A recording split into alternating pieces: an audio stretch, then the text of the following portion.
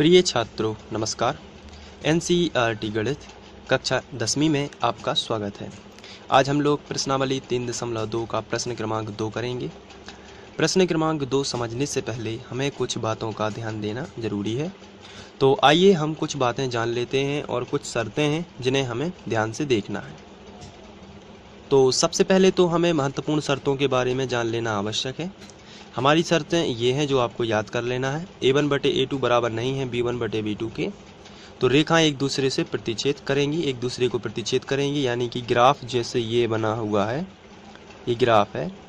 तो पहली रेखा अगर यहाँ से यदि हमने पहली रेखा खींची तो पहली रेखा जो है इस तरीके से जाएगी अगर ग्राफ में, तो दूसरी रेखा इस तरीके से जाएगी। हम लोग धीरे धीरे इसको ध्यान से समझते जाएंगे तो आपको ये ज़रूर समझ में आएगा। तो रेखाएं एक दूसरे को क्या कर रही हैं, प्रतिच्छेद कर रही हैं।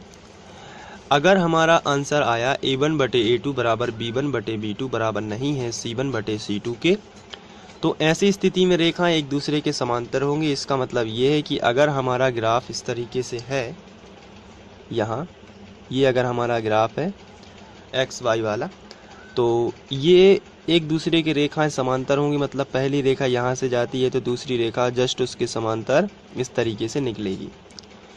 तो ये शर्त है a1/a2 बराबर b1/b2 बराबर नहीं है c1/c2 की। तो आपको क्या करना है, इन शर्तों को याद कर लेना है।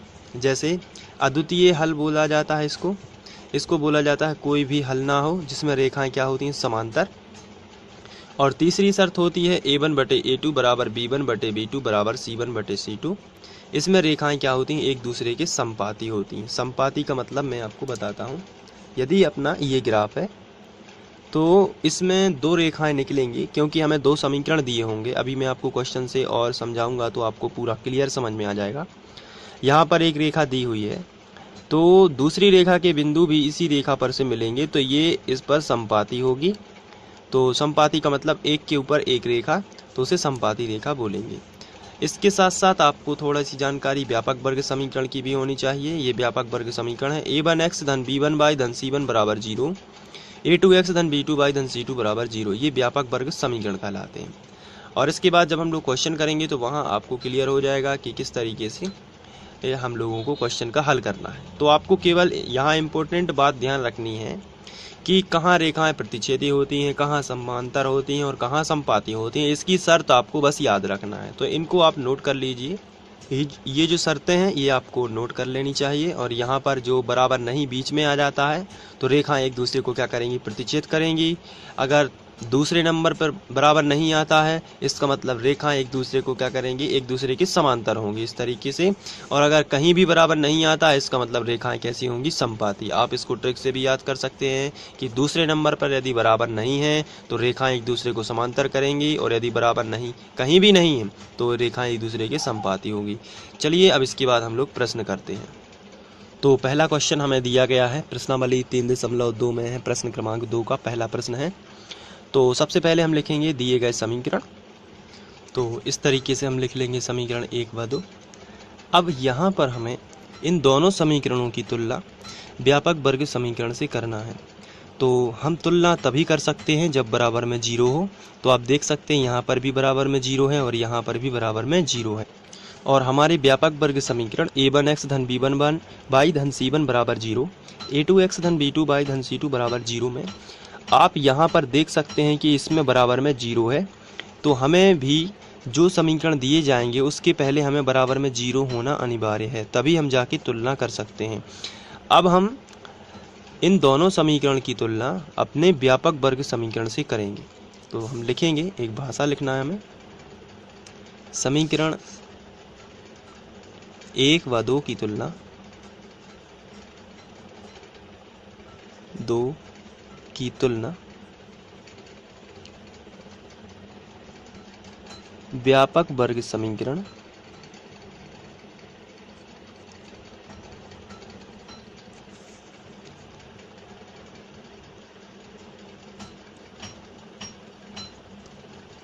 a1x धन b1y धन c1 बराबर 0 तथा a2x धन b2y धन c2 बराबर 0 से करने पर, ये आपको भाषा लिखनी पड़ेगी। तो यहाँ पर हम जब तुलना करेंगे तो अब आपको ध्यान से देखना है, ये जो पहला समीकरण है इसकी तुलना होगी इस वाले समीकरण से, a1x धन b1y धन c1। तो आपको क्या करना है, जो पहला मान है ये a1 का मान हो जाएगा, दूसरा मान है -4, ये हो जाएगा b1 का। क्योंकि यहाँ पर x और x की तुलना की जाती है तो a1 की जगह पर क्या लिखा हुआ है 5, यहाँ पर y लिखा है, यहाँ पर भी y लिखा है, लेकिन b1 की जगह पर क्या लिखा है -4, यहाँ पर c1 लिखा है, यहाँ पर c1 का पूरा मान है +8। तो इस तरीके से आप तो बिना देखे ही इसको कर सकते हैं। जैसे यहाँ पर a1 b1 c1 a2 b2 c2, इस तरीके से आप लिख सकते हैं। तो यहाँ पर आप a1 का मान लिख सकते हैं +5, यानी कि 5 ही लिख सकते हैं।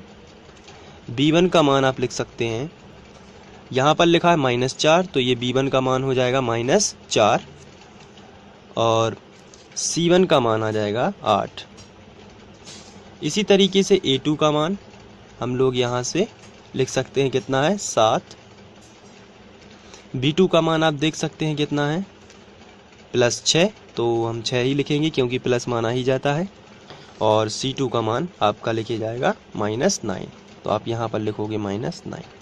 तो आप इस तरीके से a1 b1 c1 a2 b2 c2 के मान लिख सकते हैं। अब इसके बाद आपको क्या करना है, आपको a1 बटे a2 निकाल लेना है, b1 बटे b2 निकाल लेना है, और c1 बटे c2 निकाल लेना है। इनके अलग अलग मान आपको निकाल लेना है, क्योंकि जो हमारी शर्तें हैं उसमें आप ध्यान से देखें, अगर आप a1 बटे a2 और b1 बटे b2 निकाल लेते हैं और यदि ये दोनों बराबर नहीं होते हैं तो हम लिख सकते हैं रेखा एक दूसरे को क्या करेंगी, प्रतिच्छेद करेंगी। आइए देखते हैं कैसे। अगर हम यहाँ पर सबसे पहले निकालेंगे a1 बटे a2, यानी कि सबके बटे निकाल लें, तो यहाँ पर हम a1 बटे a2 निकाल रहे हैं, यानी कि 5 बटे 7 लिख सकते हैं। इसके बाद हम b1 बटे b2 निकाल लेते हैं, b1 बटे b2, तो ये आएगा -4 बटे 7। इसको हम आगे कैंसिल आउट करेंगे तो 2 दूनी 4 और 2 तिया 6, 2 दूनी 4 और 2 तिया 6, ये आ जाएगा।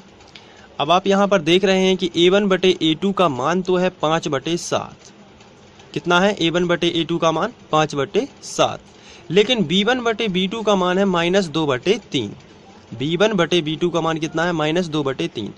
तो यहाँ पर ये दोनों बराबर नहीं हैं, 5 बटे 7 बराबर नहीं है -2 बटे 3 के। तो आप यहाँ पर लिखोगे, यहाँ 5 बटे 7 बराबर नहीं है -2 बटे 3 के।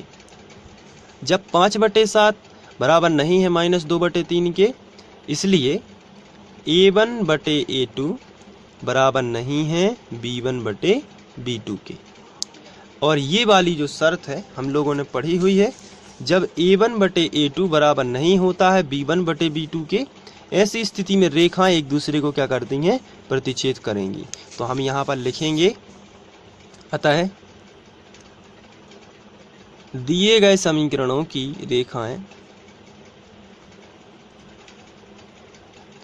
समीकरणों की रेखाएं एक दूसरे को प्रतिच्छेद करेंगी।